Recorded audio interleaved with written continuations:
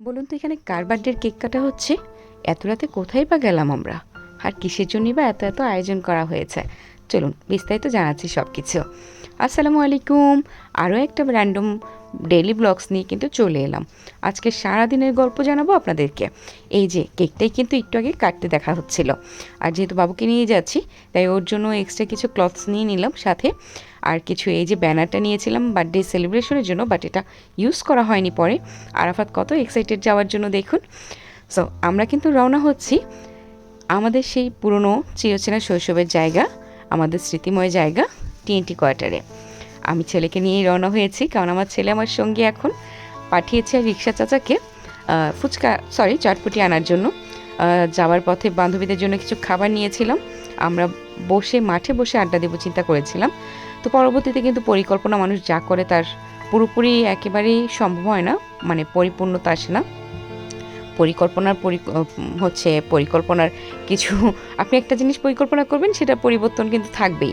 তো আজকে আমাদের সাথেও তেমনটাই হয়েছে। ভেবেছিলাম আমরা মাঠে বসে পুরো ডেটা সেলিব্রেট করবো, পুরোটা টাইমই সেলিব্রেট করবো, বাট সেটা হয়ে ওঠেনি। প্রথমে আমি এবং আমরা সবাই মোটামুটি একটু যে টাইমটা দিয়েছিলাম সেই টাইম থেকে মিস হয়ে গিয়েছিল।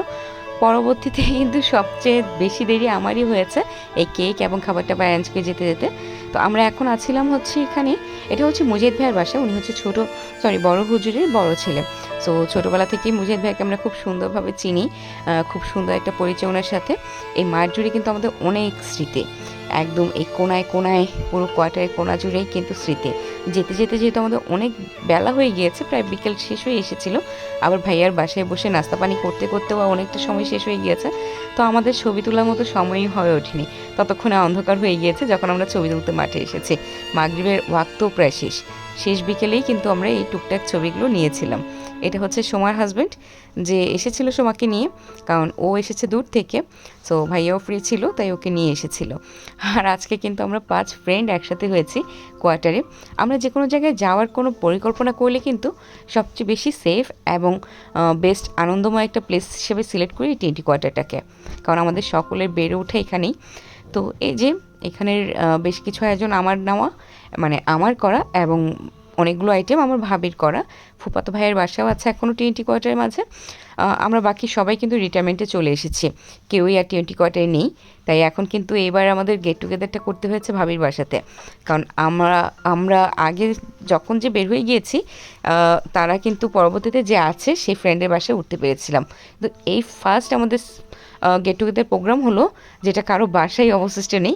অবশ্যই কিন্তু আমাদেরকে উঠতেই হয়েছে ভাইদের বাসা বা পরিচিত যারা নেবার্স ছিল, আমাদের প্রতিবেশীরা ছিল, তাদের বাসাতে। তো উনি হচ্ছে আমার রিলেটিভস, আমার আত্মীয়। তো ভাবলাম এখানেই উঠি আমরা, এটাই খুব ভালো হবে আমাদের জন্য, আনন্দ করবার জন্য। পাশাপাশি সবার সাথেই বাচ্চা কাচ্চা ছিল, সো একটা তো মেসি ব্যাপার তৈরি হবেই। তাই একটা সুন্দর একটা আনন্দময় জায়গা খুঁজছিলাম, তাই ভাবির বাসাতেই আমরা ভাইয়ের বাসাতেই চলে গিয়েছি। তো এই যে নাস্তা পানি নিয়ে আমরা একদম রেডি, টেবিল ভরা খাবার, একসাথে সবাই জম্পেশ একটু আড্ডা টাড্ডা দেবো, খাবো, কেক কাটবো, হই হুল্লোড়। যদিও যতটা আশা করা হয় তার সম্পূর্ণটা ফিল আপ হয় না, কারণ বাচ্চা কাচ্চা আছে এখন আমাদের সবার সাথেই। আমরা সবাই বাচ্চাকে সামলাচ্ছে, তো ও আবার বাচ্চার পিছে ছুটছে। এর বাচ্চাকে এনে আমরা বসলাম মাত্র, দেখা যাচ্ছে আমি আমার বাচ্চাকে নিয়ে বসলাম, অমনি সোমার বাচ্চা দুষ্টুমি শুরু হয়েছে। তারপর মুক্তা তার বাচ্চার পিছনে ছুটে যাচ্ছে। সবাই আমরা আমাদের বাচ্চা নিয়েই ব্যস্ত ছিলাম। তার মাঝেও কিন্তু আমরা আনন্দ করার চেষ্টা করেছি। আর এই এত সুন্দর আয়োজন, এই আইলসাগুলো একটাও কিন্তু গুছায় নাই, কিচ্ছু করে নাই। এখানে সুইটি মিসিং, কারণ সুইটি তখন অফিসে ছিল। তো বেশিরভাগ কাজ কিন্তু আমি আর মিম্মাই করেছি, কারণ আলহামদুলিল্লাহ আরাফাত তেমন একটা দুষ্ট করেনি। আর সুমা যেহেতু হাজব্যান্ড নিয়ে এসেছে, সে তো একদমই গেস্ট ছিল আমাদের আজকের। সো আর মুক্তা তো 2টা বেবি, সো সে 2টাকে সামলাচ্ছিল, এটাই অনেক বড় ব্যাপার। তাই আমরা বাকি সব আয়োজন গুছিয়ে আমি আর মিম্মা বাকিটা সব কিছু হ্যান্ডেল করেছিলাম, সাথে ভাবিও সাপোর্ট করেছেন অনেক বেশি। সো আমরা গুছিয়ে দিচ্ছিলাম, মিম্মা আমাদেরকে সার্ভ করে দিচ্ছিল। আমরা যেহেতু এনজয় করতে এসেছি, আর শুধু এনজয় করলেই তো হয় না, একটা প্রোগ্রাম অ্যারেঞ্জ করার পিছনে কিন্তু অনেক কাজ থেকে যায়। সো ওগুলোও কিন্তু অ্যারেঞ্জ করতে হয়, ওগুলোও কিন্তু পাশাপাশি চালিয়ে যেতে হয়। তাই গল্পগুজব যাই হয়েছে তাই আমরা বেশি এনজয় করেছি, তাই আমরা মেমোরিজ হিসেবে রেখে দিয়েছি।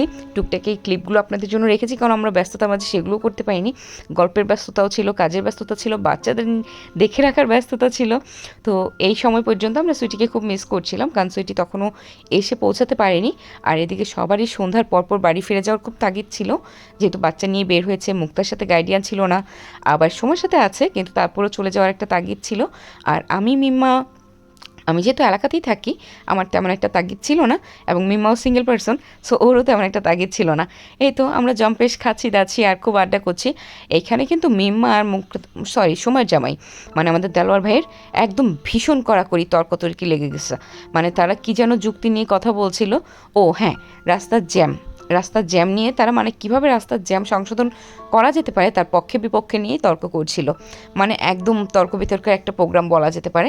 তো যাই হোক, সেটা পরে ঠান্ডা হলো, আমরা আবার বের হয়ে আসলাম, সুইটি আসছে ততক্ষণে, আমাদের ততক্ষণে যাওয়ার সময়ও হয়ে গিয়েছে।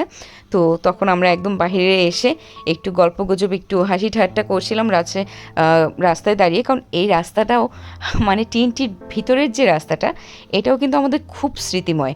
আমরা এখানে বহু রাত হেঁটেছি, দেখা গেছে কারেন্ট থাকে না, কারেন্ট যখন থাকতো না সেই সময়গুলোতে হাঁটতাম, মানে খুবই খুবই এনজয় করেছি, যেগুলোর গল্প বলতে হলে আমাকে ভীষণ লম্বা ভিডিও বানাতে হবে। আর আমাদের সবার দাঁত যত বের হয়ে আসে, সেই মানে স্ক্রিপ্ট দেখলেই বুঝতে পারছেন যে কী পরিমাণে এনজয় আমরা করেছি, এবং আগেও আমরা কতটা সুন্দর সময় কাটিয়েছি পুরোটা শৈশবকাল। যেহেতু এই কোয়ার্টারের ভিতরে কিন্তু সুইটি, তারপর হচ্ছে সোমা, মিম্মা, এদের জন্মই এই কোয়ার্টারে। আর আমি এসেছি ক্লাস 6 থেকে, মুক্তও এরকমই 5-6 থেকে এখানে বেড়ে উঠেছে। তো আলহামদুলিল্লাহ আমাদের খুব সুন্দর একটা দিন গিয়েছে।